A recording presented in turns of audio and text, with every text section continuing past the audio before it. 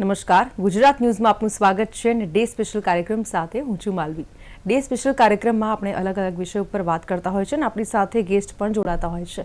ત્યારે આજનો જે વિષય છે તેની પર વાત કરીશું રામ અને રાવણ, એટલે કે સંપૂર્ણ જ્ઞાન અને સંપૂર્ણ વિનાશનું પ્રતીક। કારણ કે જે રીતે આપણે અત્યારે જોઈએ કે દશેરાનો પર્વ ધામધૂમથી અત્યારે વિશ્વભરની અંદર મનાવવામાં આવી રહ્યો છે, પરંતુ જે રીતે આપણે આ દશેરા અને જેને વિજયાદશમી તરીકે પણ ઓળખવામાં આવે છે, ત્યારે એ સમજવું ખૂબ જ જરૂરી બની જાય છે કે તેની પાછળની કથા શું છે, શા માટે દશેરા અને વિજયાદશમીનું પર્વ છે તે મનાવવામાં આવે છે। ખાસ કરીને આ જે પર્વ છે એની પાછળ બે પૌરાણિક કથાઓ જોડાયેલી છે। એક તો ભગવાન રામ સાથે જોડાયેલી કથા છે, તો બીજી મા દુર્ગા સાથે। નવરાત્રિના 9 દિવસ બાદ આપણે દશેરાનો પર્વ ઉજવતા હોઈએ છીએ, ખાસ કરીને જેમાં રાવણને આપણે કહેવાય ને કે બુરાઈનું પ્રતીક માનતા હોઈએ છીએ અને તેને જ લઈને રાવણ દહન કરવામાં આવતું હોય છે, એટલે કે બુરાઈનો નાશ કરવાનો આ પર્વ।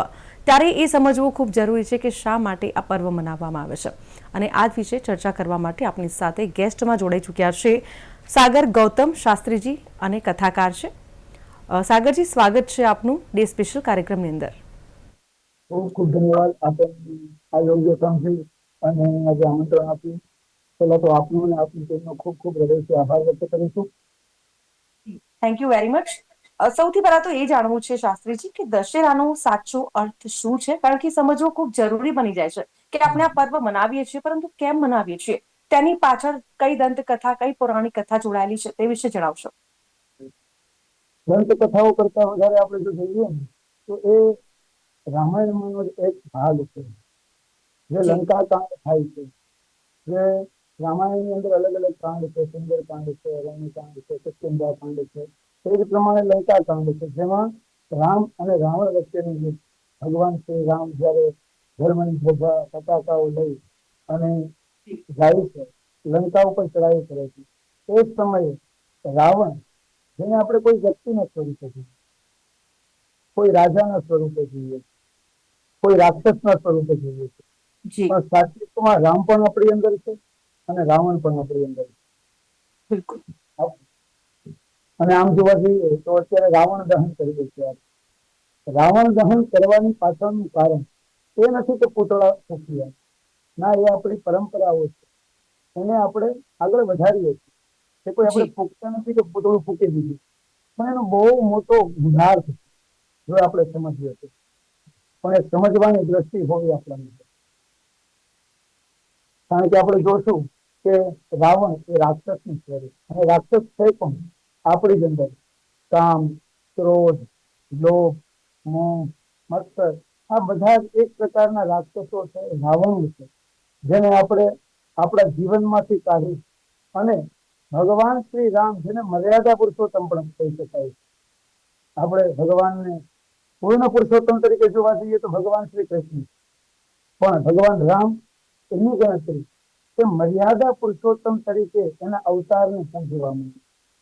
તો આ બધા જ પ્રકારના રાક્ષસો, કામ, ક્રોધ, લોભ, મોહ આદિ આ બધા જ જે રાક્ષસો છે એનું દહન કરીએ, એનાથી આપણે દૂર જઈએ, એના આચરણથી વિમુખ થઈએ, અને જેવા ભગવાન રામે આચરણ કર્યા છે એવા આચરણ કરી સદગૃહસ્થ થઈ અને પોતાના જીવનને વ્યતીત કરીએ, એ જ રામાયણ છે, અને એ જ મહત્વ દશેરાનું ટૂંકમાં છે।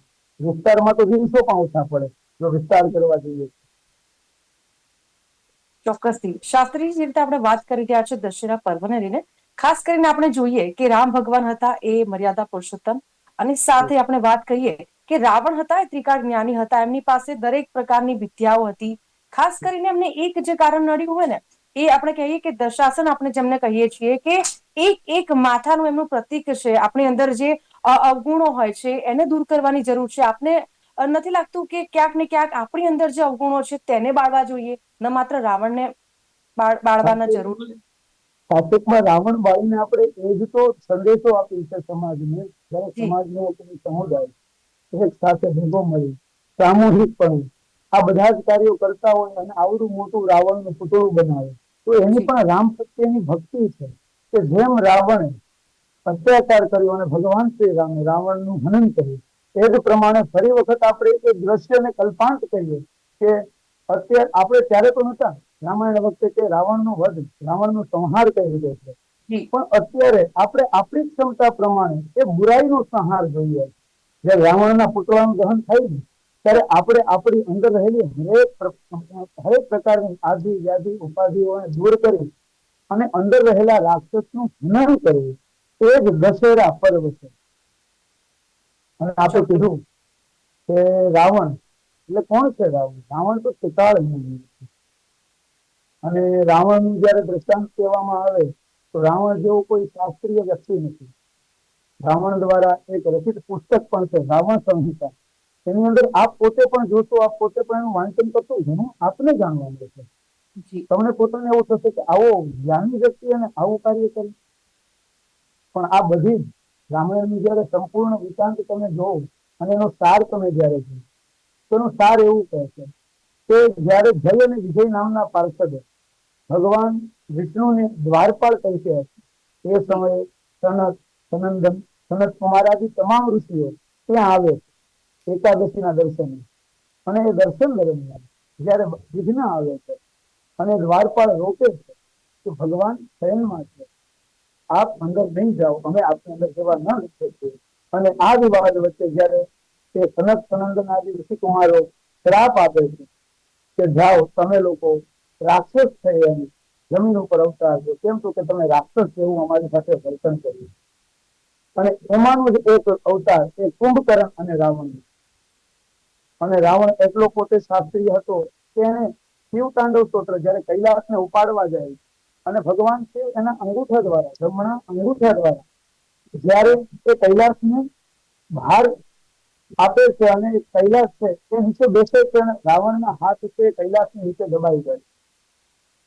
રાવણ સંહિતામાં તો ત્યાં સુધી લખ્યું છે, જો હું ખોટો ના હોય, કે એ હાથ રાવણના 1000 વર્ષ સુધી રાવણના એ હાથ ત્યાં એ કૈલાસ નીચે દબાયેલા રહ્યા છે. અને અલગ અલગ સૂરની અંદર જટા કવિ જલદ વલભ પ્રભા હપા વિકટ થલે ગલે ગલમ જલમ દિતમ ભુજંગ તુંગ માલિકમ ધમજ ધમજ ધમજ ધમન વિનાદ ભજ ધમર વયમ ચકાર ચંદ્ર તાંડવમ તનોતુ નાસ્તિ વસ્તિવમ. એમાં જેનું વર્ણન કર્યું છે રાવણ, એમાં જટા કટાહ સંભ્રમ, જે ભગવાનની જટા છે, જટા એમની જે કટા છે એટલે એની જે ગળું છે એનું જે સંભ્રમ, જયારે આ રીતે તાંડવ કરે છે એની જટા છે સંભ્રમ, એની સાથેની જટા પણ ભ્રમિત થાય છે. આવા શબ્દોનો જે ઉપયોગ કરે, વિચાર કરો કેવો શાસ્ત્રી હોઈ શકે કે ભગવાનનું એકાકાર રૂપ ખાલી આપણે એના સ્તોત્રને સાંભળીએ તો જોઈ શકીએ, એના એકાકાર રૂપનો સાક્ષાત્કાર કરી શકીએ. તો મતલબ ભગવાને એ પણ દર્શાવ્યું છે કે તમે ગમે એટલા જ્ઞાની હોવ છો, તમારા જ્ઞાન કરતા તમારું કર્મ એ સૌથી ઊંચું અને સૌથી ચડિયાતું છે. કેમ કે મનુસ્મૃતિમાં કીધું છે જન્મ નામ જાયતે શુદ્ર કર્મ નામ દ્વિજોચ્યતે. જન્મથી શુદ્ર હોય પણ કર્મ એનું બ્રાહ્મણનું છે, તો એ વ્યક્તિને શુદ્ર નથી કહી શકાય. આ તો અત્યારે એવી વાયકાઓ ચાલી છે કે બ્રાહ્મણ છે તો બ્રાહ્મણના દીકરો એ પણ બ્રાહ્મણ તરીકે પૂજનીય છે, પણ જો એનું કર્મ સારું ન હોય તો એ માન માટે યોગ્ય નથી. ચાહે હું પોતે પણ હોય, જો હું મારા કર્મ ખરાબ હોય, મારા કર્મ રાવણ જેવા હોય, તો હું પોતે પણ ક્યારેય બ્રાહ્મણ તરીકે પૂજનીય શક્ય નથી. તો આ જ શીખવાનું છે કે તમારું કર્મ તમને પૂજનીય બનાવે છે, તમારું જ્ઞાન નહીં. એટલા માટે અંદર રાખવા હોય તો રામને રાખો, બાકી રાવણ બનશો તો છેલ્લે અહંકાર તમને ક્યાં લઈ જશે તો જોઈ લેજો આજનું રાવણ.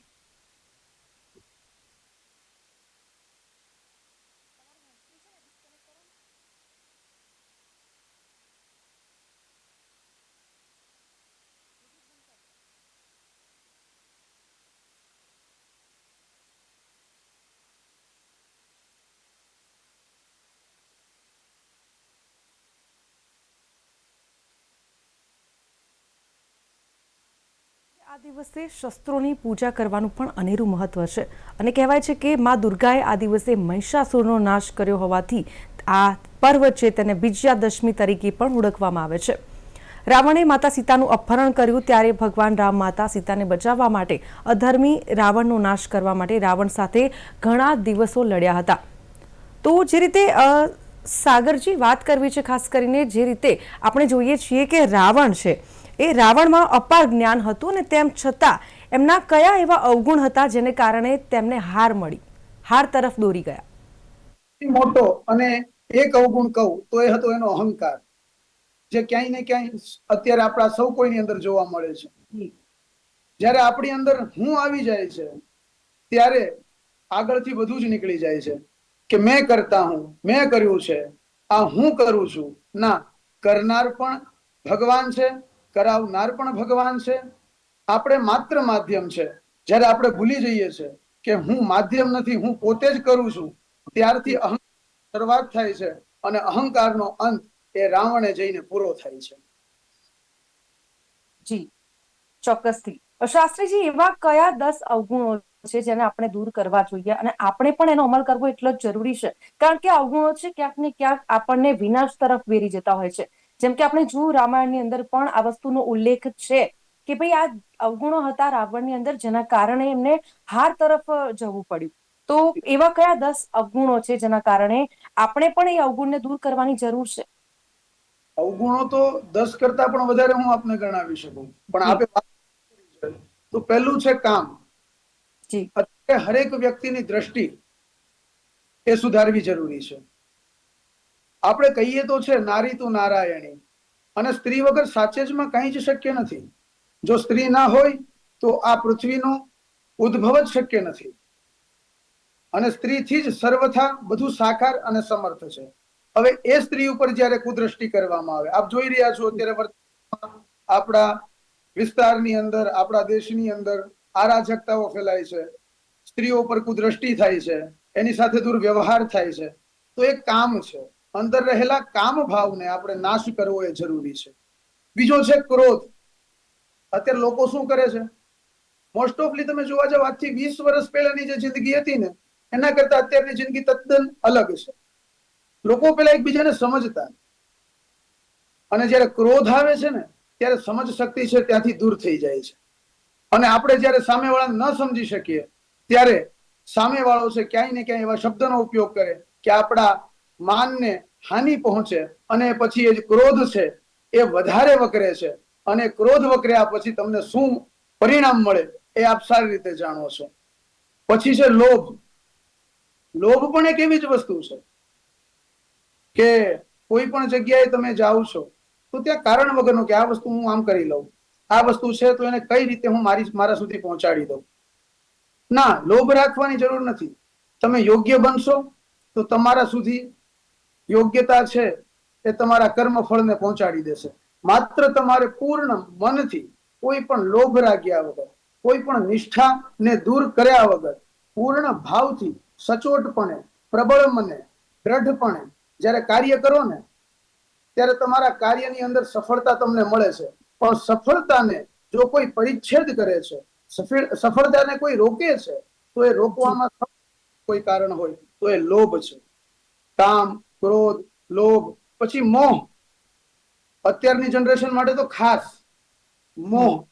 અત્યારની જનરેશન જે પ્રેમ કહે છે જેને, એ પ્રેમ છે જ નહીં, એ મોહ છે. આ તો શું છે કે અત્યારના સમય પ્રમાણે લોકો પોતાની સાથે પોતાની જાતને ઊંચી બતાડવા માટે એ મોહને પ્રેમનું નામ આપે છે. બાકી પ્રેમ કોને કહેવાય? રાધા અને કૃષ્ણએ કર્યો છે. એકબીજાને મેળવ્યા વગર આજીવન પ્રેમ કર્યો છે. અત્યારે તો પ્રેમ હોય છે અને એ દરમિયાન લગ્ન થયા પછી 1-2 વર્ષ ચાલે અને પછી શું થાય છે? ડાયવોર્સ થાય છે.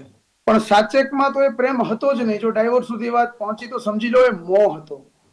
જીવનમાં કોઈ વ્યક્તિનો મોહ, એક સનાતન સત્ય તમારે, મારે અને સૌ કોઈએ સ્વીકારવાનું છે કે આજ નહીં તો કાલ આપણે સૌ કોઈ એકબીજાને ખોવાના છે.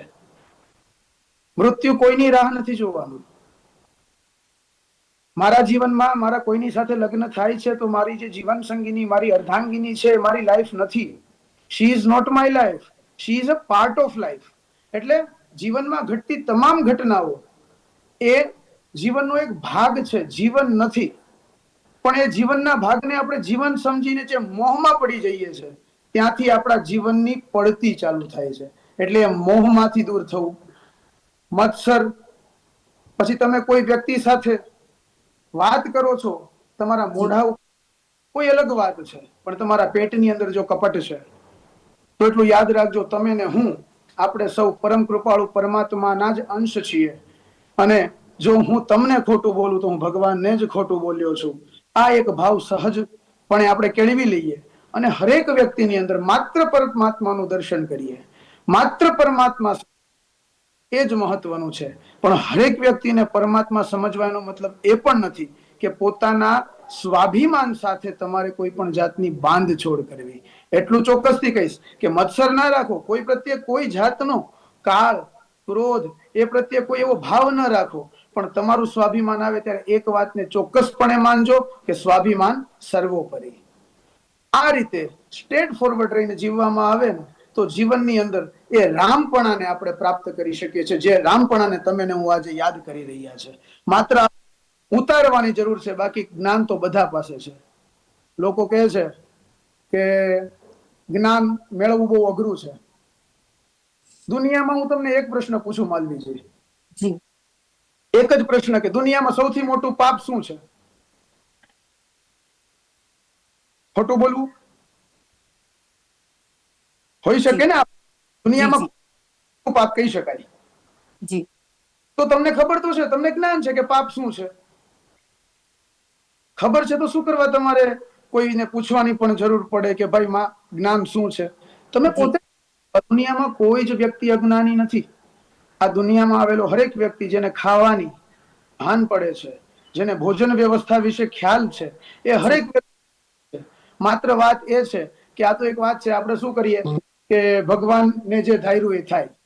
હવે માલવીજી તમે જ વાત કરો કે સપોઝ તમારા કોઈ ગેસ્ટ આવ્યા હોય, તમારા ડ્રાઈવરને તમે એમ કહો કે એમને એરપોર્ટ થી લઈને આવો અને તમારી બેસાડવાની વાત કરો, અને તમારો ડ્રાઈવર છે એ જાય છે પણ ડિવાઈડર ઉપર ગાડી નથી ચડી જાય છે ભૂલથી, તો તમારું કામ તો અટકી જાય છે ને. હવે ડ્રાઈવર એમ કે છે કે ભાઈ એમાં તો હવે તમે મને કીધું હતું પણ ચડી ગઈ તો શું કરું? ભૂલ કોની છે? ડ્રાઈવરની. તમે તો કીધું કે તમે ત્યાં જાઓ, મહેમાનને લઈને આવો, પણ કરી અને ગાડી છે એનું એક્સિડન્ટ થયું તો ભોગવવાનું કોને આવ્યું? એને પણ આવ્યું.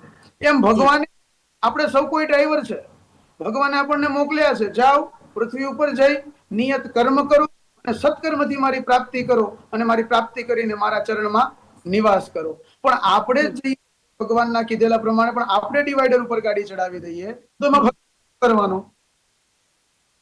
જી ખૂબ જ સુંદર વર્ણન કર્યું છે આપણે, દરેકે દરેક અવગુણ છે એનું. ખાસ કરીને જો વાત કરીએ તો શું દશેરા માત્ર રાવણ પર રામના વિજય પૂરતો મર્યાદિત છે કે તેમનો કોઈ મોટો સામાજિક કે નૈતિક સંદેશ છે? મર્યાદિત નથી. રામ ક્યારેય મર્યાદિત છે જ નહીં. રામ ક્યારેય મર્યાદિત નથી. એ તો મર્યાદાના પુરુષોત્તમ છે.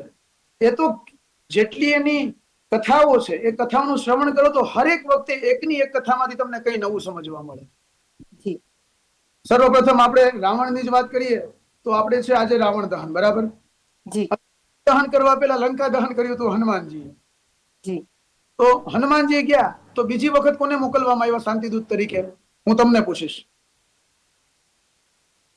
જી બીજી વખત જ્યારે યુદ્ધ પહેલા શાંતિદૂત તરીકે કોને મોકલવામાં આવ્યા? અંગદને. હા બરાબર.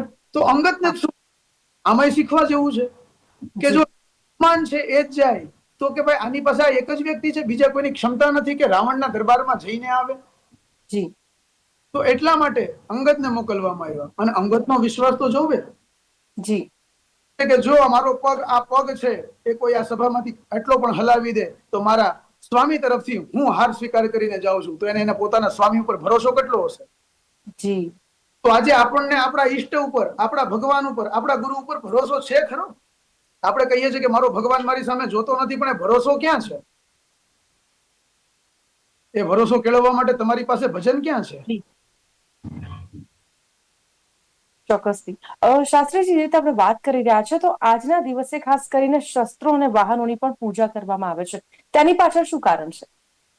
આપણે આમ જોવા જઈએ તો આપણે 4 વર્ણો છે, બ્રાહ્મણ, ક્ષત્રિય, વૈશ્ય અને શૂદ્ર. જેમાં એક મંત્ર છે કે બ્રાહ્મણો શે મુખમાસિત બાહુ રાજન્ય કૃતઃ તદસ્ય જદ વૈશ્ય પદભ્યામ ગુશુદ્રો અજાયત.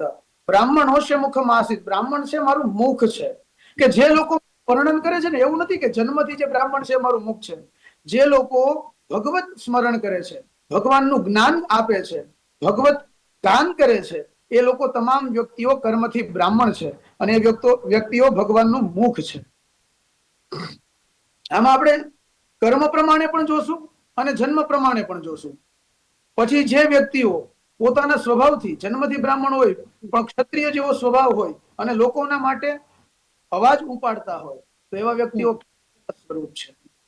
પછી જે લોકો કોઈ પણ વર્ણમાં જન્મ લીધો હોય પણ એ વેપાર કરીને આગળ વધતા હોય એવા તમામ વૈશ્યનું સ્વરૂપ છે. અને શુદ્ર જે લોકો નીચલા કક્ષાના કાર્યો, નીચલી કક્ષાના કાર્યો એટલે જે બહુ મહત્વના છે પણ એની કોઈ વેલ્યુ નથી, શુદ્ર છે. પણ સાચેકમાં આપણે એમ કહીએ શુદ્ર મહત્વનો છે, વૈશ્ય મહત્વનો છે, ક્ષત્રિય મહત્વનો છે અને બ્રાહ્મણ એ વર્ણ પણ મહત્વનો છે.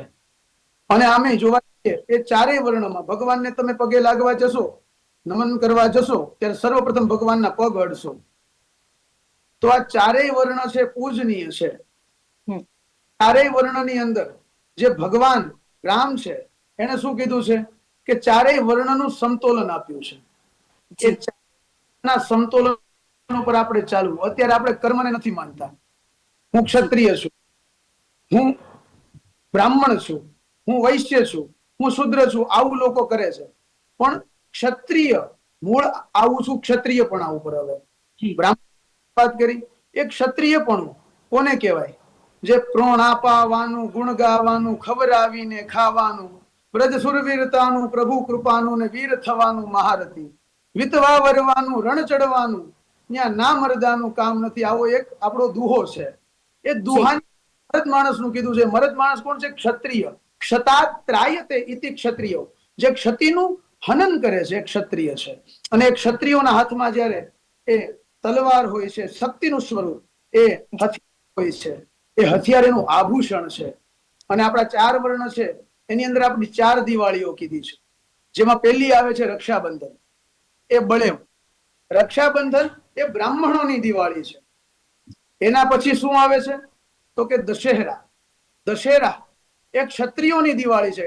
તમામ આજે તમામ આપણા ક્ષત્રિય ભાઈઓ છે એ દશેરાના દિવસે ભેગા થાય છે, સમૂહ વડે ભેગા થઈ અને જે માં શક્તિની ઉપાસના કરી, આરાધના કરી, એ શસ્ત્રનું પૂજન કરે છે. આ દશેરા એ ક્ષત્રિયોની દિવાળી છે. જી ચોક્કસથી. જે રીતે વાત કરી, રાવણ ઘણા ત્રિકાળ જ્ઞાની હતા, ઘણી સિદ્ધિ એમણે મેળવી હતી, ખાસ કરીને ભગવાન શિવના ભક્ત હતા. તો ઘણી બધી એવી જગ્યાઓ છે, ખાસ કરીને ઉત્તર પ્રદેશના પ્રસિદ્ધ શહેર કાનપુરમાં એમનું 150 વર્ષ જૂનું એક મંદિર છે. એટલે કે રાવણને આપણે કહીએ છીએ ને કે બુરાઈનું પ્રતીક માનીએ છીએ, પરંતુ ક્યાંક તેમની પૂજા પણ કરવામાં આવતી હોય છે. ટૂંકમાં જણાવશો? હા, એમ તો તમે મધ્યપ્રદેશમાં જશો ને તો મધ્યપ્રદેશમાં એક ગામનું નામ છે મંદસોર. જી. એ મંદસોર છે ને એ મંદોદરીના પિતાજીનું ગામ છે એવું કહેવામાં આવે છે. જી. અને રાવણનું સાસરું પણ કહી શકાય. જી. તો તમે અત્યારે પણ મંદસોરમાં જશો તો ત્યાં રાવણને પૂજે છે, એને એક જમાઈ તરીકે માન આપે છે. જી. અને ભલે રાવણના કર્મ ખરાબ હતા અને એને જી. લીધે છે દંડને પાત્ર બન્યો છે. સ્વયં ભગવાન સાક્ષાત પરમાત્મા પરબ્રહ્માએ એને દંડ આપ્યો છે. પણ જી. અવગુણને જોતા એના જે સદગુણો છે એને સાઈડ પણ નહીં કરી શકાય. જી. એની વિદવત્તા હતી, એ વિદવત્તાને તમે ને હું ક્યારેય ન નકારી શકીએ. અત્યારે એના જેવો વિદવત બ્રાહ્મણ ક્યારે પણ તમને ન મળે, મળી ન શકે. જી. જી. એનું પોતાનું એક વાક્ય હતું કે અહમ બ્રહ્માસ્મિ એકોહમ દ્વિતીયો નાસ્તિ ન ભૂતો, કે અહમ બ્રહ્માસ્મિ, હું પોતે જ બ્રહ્મ છું, જી. એકો દ્વિતીયો નાસ્તિ, કે હું એક છું, મારા જેવો બીજો કોઈ છે જ નહીં, અને ન ભૂતો ન ભવિષ્યતિ, આ જી. જી. જી. સમય નહીં થાય અને ભવિષ્યમાં શક્ય નથી. આ એક જ રાવણ હતો જે રાવણ રહ્યો છે. જી. જી શાસ્ત્રીજી, થેન્ક યુ વેરી મચ. આભાર, આપ અમારી સાથે જોડાયા, ખૂબ જ સુંદર માહિતી આપે આપી છે. ખાસ કરીને આજનું આ પર્વ છે તેને દરેક જગ્યાએ ધામધૂમથી મનાવવામાં આવતો હોય છે, ત્યારે થેન્ક યુ વેરી મચ, આપ અમારી સાથે જોડાયા. આપના પરિવારને, આપની ટીમને પણ ખૂબ ખૂબ અભિનંદન. નવરાત્રીની પણ શુભકામના અને વિજયાદશમીની અનેક અનેક શુભકામના. જય સોમનાથ. જી. તો હાલ ડે સ્પેશિયલમાં આટલું જ. ફરીથી નવા વિષય સાથે મળીશું, પરંતુ અત્યારે મને આપશો રજા. નમસ્કાર.